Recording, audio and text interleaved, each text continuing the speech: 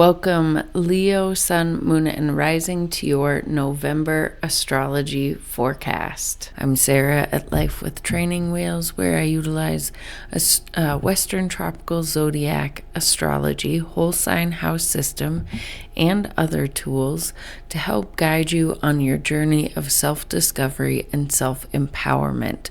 My goal is to help you realize that life really is a choose-your-own adventure. You have more control over your life and your thoughts than you think you do, and we really do make this world our reality.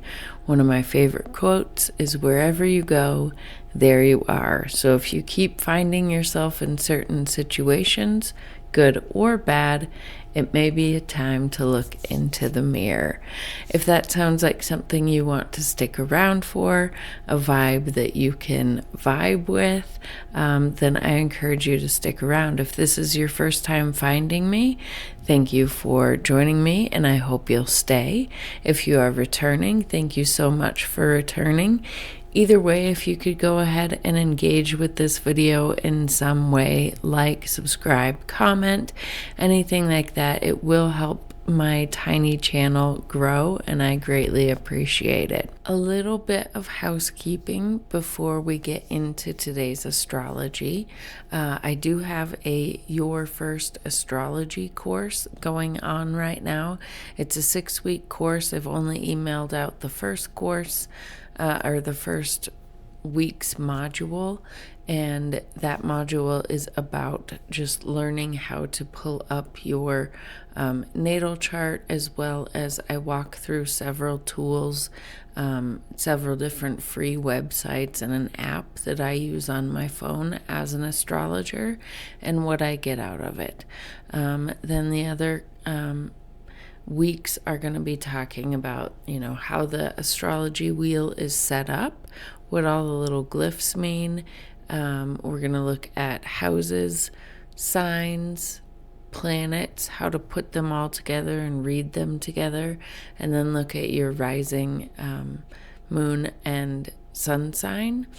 And then from there, I'm gonna teach you how to take videos like this, or more general collective videos, and apply it to your own astrology chart. So this is a beginner's astrology course. You don't need any experience to join, and that is going on now. And I just email out the videos, and then you email back questions, and then from there we can, do another video specifically answering the questions, or whatever we need to do. This class is yours, not mine, so I want you to get the most out of it. I'm also trying to start a Patreon membership that is kind of like a getting to know yourself better monthly membership, where each month I'm going to be teaching a different topic of your natal chart and what it might mean for you, different placements and elements and things like that. And so each month you would get a 20-minute reading on your natal chart, so it's on that topic. So it's kind of, like I said, a getting to know you better monthly subscription. I hope you'll join me for either of those, and the links for those will be in the description box below. And if you're not interested in those but do want to help me in my growth of this channel, as well as this does take a lot of time, there is a link to just simply buy me a coffee. Anything you can contribute or want to donate, I would again be so grateful. Okay, so anyway, let's start getting into the astrology. So if you haven't seen, I have done a collective reading for this month's astrology, and I will link to it right here. I highly recommend you watch that before you watch this, simply because there are a few things that I'm not going to be repeating. The main thing is that Jupiter, Saturn, Neptune, and Pluto are only moving 1 degree, or not even an entire degree, this whole month. They're staying within the same degree. So what I do in that collective reading is I look at those particular degree points and look up and read the Sabian symbol meanings for those. And Sabian symbol meanings for each degree kind of gives a more holistic view of what we're being asked collectively and individually to look at, and like where we are on our evolution's path at this moment of time. And it adds a lot. So I do encourage you to go watch it. The other thing, if you aren't sure how to pull up your natal chart and want to see, if you have any planets or points engaging with this month in particular, I do have a link, a video that I will link right here that teaches you how to pull up your natal chart for free. So check those out, and now let's get into it. So just in case you are not going to watch the collective reading, I will briefly go over the main astrology that I see of this month. And the biggest thing is that all month long we're going to be having a grand water trine. Water is the element that asks us to go with the flow. So we're being asked to go with the flow this month. That's the main message. Water is also very emotional, so we might be a little bit more emotional this month. It's also more intuitive, though, so you may be getting more dreams happening. You may be just feeling like your intuition is more on point. You might suddenly know things or suddenly feel things as perhaps psychic senses come online for you. So those are some things that we could see this month that's really exciting. A lot of Jupiter is involved in this, so there is a lot of opportunity and blessings and abundance perhaps available for us this month with this water grand trine. But sometimes when things are flowing so easily and so nicely, we might miss seeing the opportunities because everything just feels easy. So we might miss the opportunity to take action on something and really get the blessings that are trying to come to us. So a lot of times when there's a lot of trine or sextile energy, you need some type of friction, either to help you see the blessings or to just provide like an action point, right? And luckily this month there are two things that are happening, two main points of challenge, I guess, that are happening all month long that may help us activate those things. So one is a square between Jupiter and Chiron in Aries, and we'll look to see where that is, but that is providing a lot of healing opportunity for your I am wounds, where you've kept yourself small for the sake of others and things of that nature. And that in and of itself may help activate or capitalize on the blessings that are trying to come to you. The other thing is in Scorpio, the thing that's keeping this grand trine active is the parade of personal planets going through Scorpio this month. And those parade of planets are all going to be making an opposition to Uranus. So Uranus is the planet of where we break out of the box, where we want to do things differently, sudden things happening in our world, I would say to us, but I don't subscribe to that. Everything happens for us. Sometimes we just can't get out of our own way, so the universe has to shake things up to get us out of our own way. And it can also be the planet of like sudden insights coming in, sudden knowingness. So those types of things can be activated for you. So now let's go ahead and pull up your chart and look to see what's going on. Okay, Leo, I have your sign up on the screen. So this month, this grand water trine right here is activating your 12th house, your 4th house, and your 8th house. So this is going to be all of these houses are very internally felt. They're very emotional houses. They're very intuitive houses, but they are where we store a lot of our emotions. The fourth house is where we are, feel our emotions within our own self and within our home environment. The eighth house is where we feel our emotions in our intimacy with others, as well as our intimacy with ourselves and how willing we are to do shadow work. And then the 12th house is basically our intimacy with spirit, as well as with our own subconscious patterning. So this could be a very perhaps psychic month for you, a very intuitive month. You might be feeling things very strongly, having very strong gut feelings or other intuitive hits, or just suddenly knowing things, or whatever else. If that is coming online for you, trust it. But this could be just a very transformative month.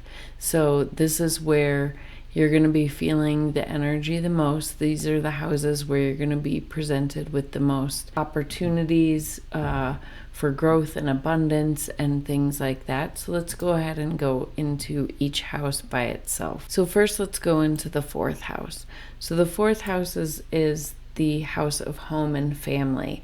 And with Scorpio being here, and Scorpio, as we talked about in the beginning, is the sign that is really keeping this grand trine active all month, with the parade of planets, of personal planets going through here.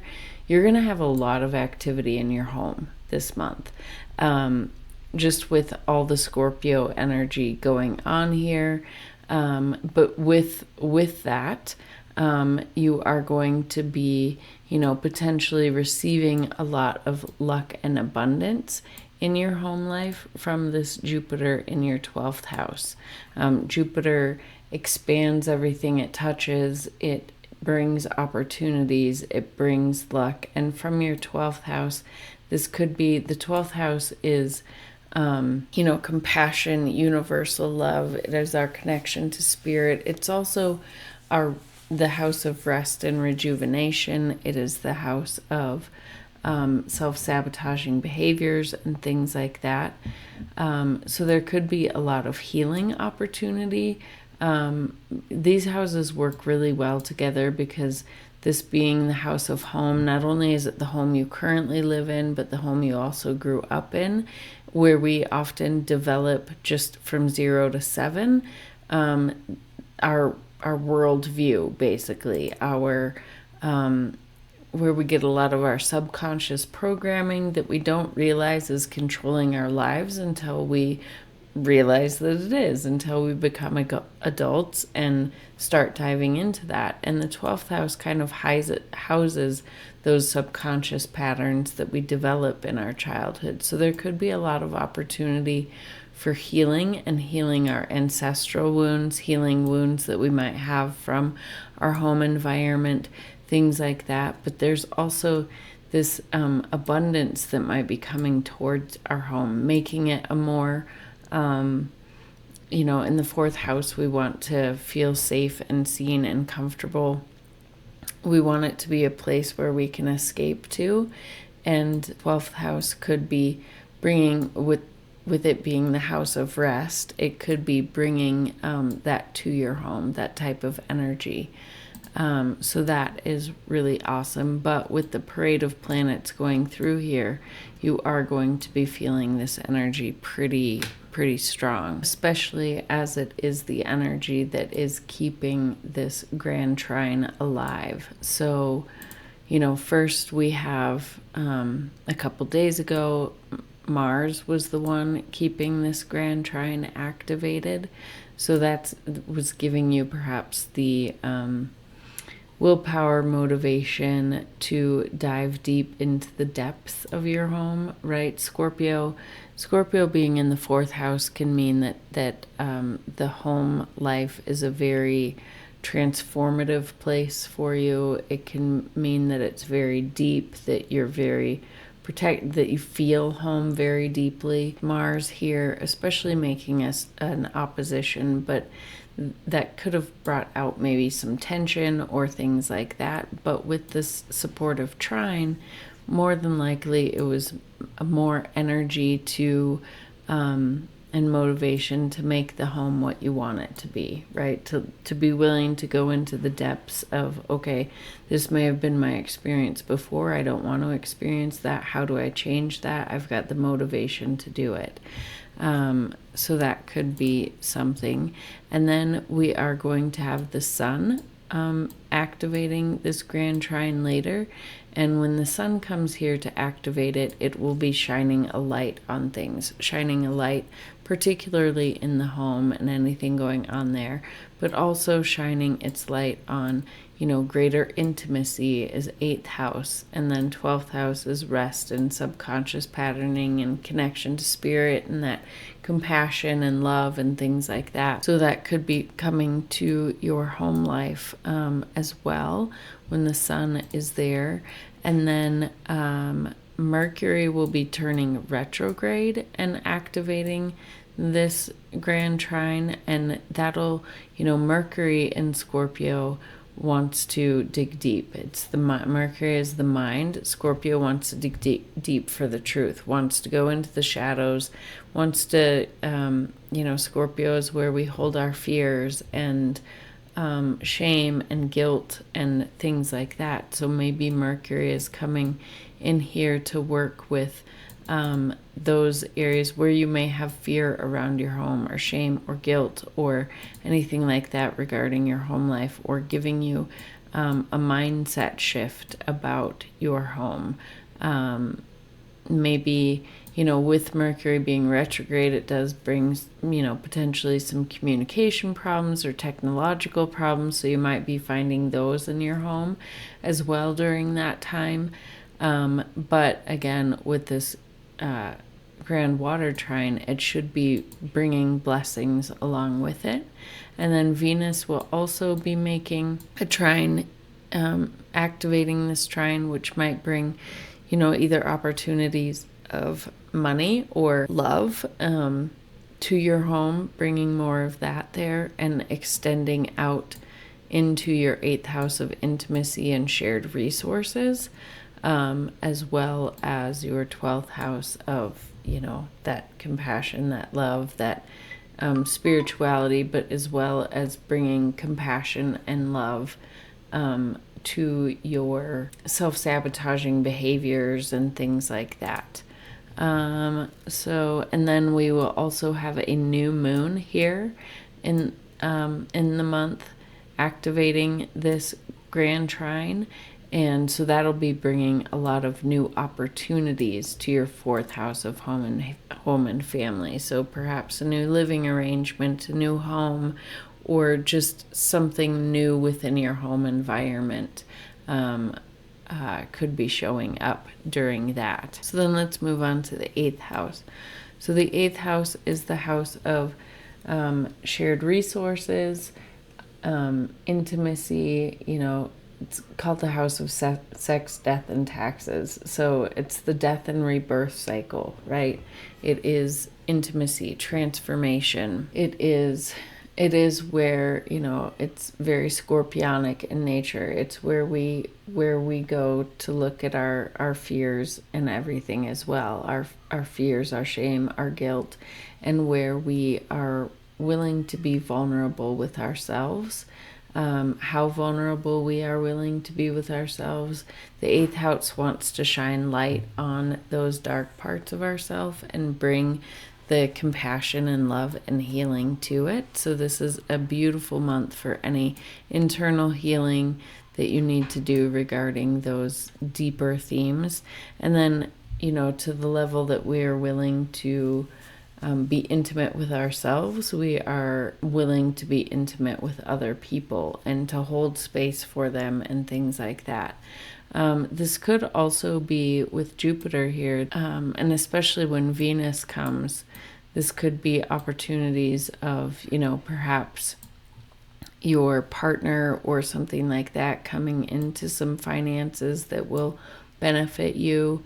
But the main thing is looking to see what planets are in play here, right? It's Saturn and Neptune, which we've been working with for a while. So Neptune has been working with you for a long time here, since about 2011. Saturn has been working with you for the last about 2.5 years. So its transit through a sign is shorter and probably more potently felt, because it's working on a shorter time frame to teach whatever lessons you need to teach.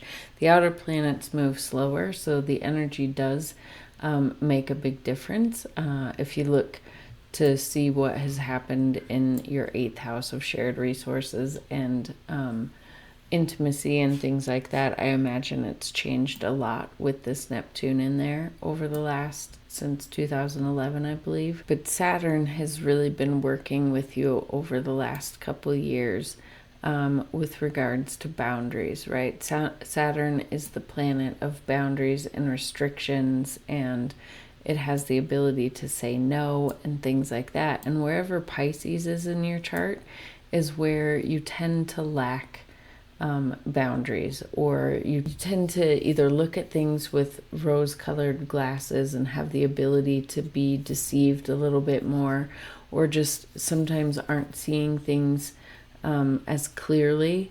And, it can be that you're being deceived by other people, or it can be that you're deceiving yourself. Kind of two sides of the same coin, but so Saturn has been here for the last 2.5 years working with you on your boundaries in regards to intimacy and shared resources. And with Neptune, Neptune wants to dissolve things. So Neptune has been working with this Saturn, dissolving perhaps boundaries that you have that perhaps you have up because you needed them, right? Because they were a program that you've been living with from your childhood. And you've discovered over the last 2.5 years that maybe these boundaries and these walls and stuff are no longer serving you. On the flip side, Neptune doesn't have boundaries, and Saturn is coming to build boundaries. Perhaps you're too giving with your resources, or something like that. And, Saturn has been working with you to put boundaries and restrictions there so you don't feel taken advantage of, or something like that. Maybe you've been somebody who has not had boundaries around intimacy and shared too much and ended up getting hurt, and so now you're learning a good healthy level of boundaries around that, right? We need to be open enough to be vulnerable with those that we can trust, and maybe that's been a part of it, is learning discernment in who you can trust and who you can't, and things of that nature. And so you're going to be given, with this grand trine, more opportunities to keep working on that before Saturn turns direct at the end of the month, which we'll talk more about here in a little bit. And then in the 12th house, Jupiter brings abundance and luck and opportunities. Whatever Jupiter touches, it expands. Well, the 12th house is the house of rest and rejuvenation. So it could be that maybe you're feeling a little bit more tired, a little bit more run down. But it also is, the 12th house is our connection to spirit and things like that. So maybe you are feeling more gratitude and closer to spirit, and more abundant in your spiritual life, and more compassion and more love and things like that. This also, is known as the house of self-undoing. It's where we hold our self-sabotaging behaviors that we've likely gotten from our protection mechanisms that we developed from our childhood. But with Jupiter here bringing luck and abundance, it could be that, all of a sudden, if we have had self-sabotaging behaviors or addictions or things like that, that we're finally able to let go of them with ease because of the influence that Jupiter is having here. Now, granted, there is the flip side of that as well. If you are struggling with addiction or things like that, you might be thrown, Jupiter might expand that, but the 12th house is also the house of those places that are away from society. It's like our literal dream world, so you might be dreaming more, but this also rules institutions such as jails, rehab centers, and spiritual retreat centers. So perhaps there's opportunities here this month being presented to you to engage in one of those centers if that's needed for you. So that is what this beautiful grand water trine is bringing for you. And then, like we discussed, sometimes when there's this energy flowing so freely, we kind of miss the opportunity because it's just flowing, right? Things are just flowing, things are feeling good, things like that. And so we might miss acting on an opportunity, and sometimes we need a little bit of a challenge to take that action. Well, we are being presented with several action points this month. One is this Jupiter squaring Chiron in Aries in your 9th house. And Chiron in Aries is our wounded I am, right? Where you've kept yourself small for the sake of others, things like that. And in the 9th house, this could be a wounded voice, perhaps. 9th house can be teaching, it can be higher education. So maybe there's a wound that you have regarding higher education, or not taking a course for the sake of somebody else or something like that. This can also be foreign people. This is also our belief systems. 9th house is where we store our belief systems, whether it's about religion or politics or it's our overall worldview and where we form that. So maybe you have a wound here in regards to your worldview, in regards to your religious beliefs. Maybe there's trauma there that you are working through, and this Jupiter squaring that all month is providing a healing opportunity, right? So maybe you're realizing the subconscious patterning that you grew up with, and subconscious programming, whether that's religious programming or any other programming, and maybe there's a lot of healing opportunity for you there that is being activated and is a place for all this beautiful energy to go. The other thing is that all this Scorpio energy is, nope, that's not Scorpio. All this Scorpio energy here is making an opposition to Uranus. So Uranus is the planet of disruption, right? It's the planet of shakeups. It is the planet where if we aren't making the changes that we need to make in our life, the universe is going to shake things up and do it for us. And even if it's uncomfortable, life is always happening for us, wanting us to reach for our highest levels. Keep that in mind. But this could be, these two areas of your life could be where you're seeing a lot of shakeups this month. And those shakeups are meant to activate you. So at first, it could be in your 11th house of friends, the organizations that you, and groups that you belong to, your hopes and dreams for the future, as well as the 11th house is also a financial house. It's where basically the karma of the 10th house manifests. So it can be your gains from the hard work that you've put in. So there could be some shakeups going on there.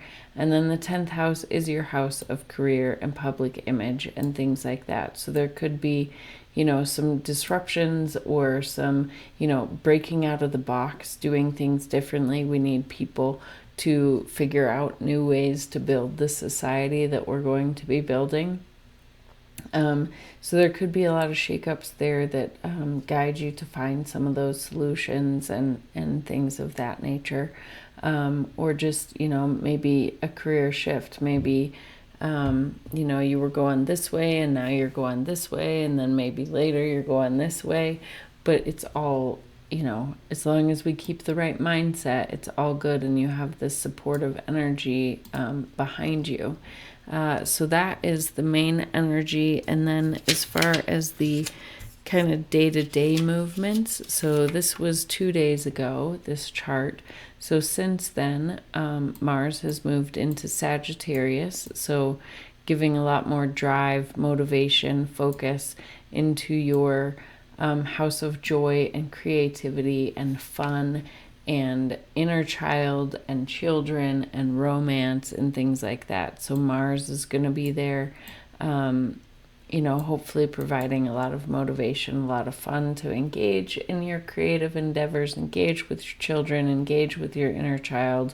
But also where Mars goes can bring some friction with it as well. So just keep that in mind. And then on the 5th, which is today, we have a full moon in Taurus, which I'm going to be doing a different video about. So there will be a focus on your career house on the 5th.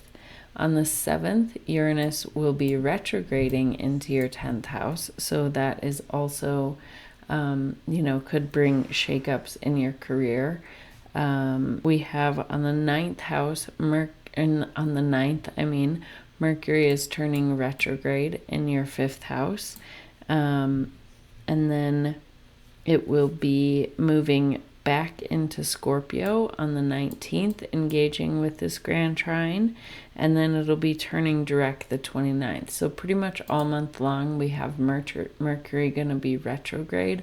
So we might see, mishaps in communication and technology, and travel plans or other plans just might not go as planned.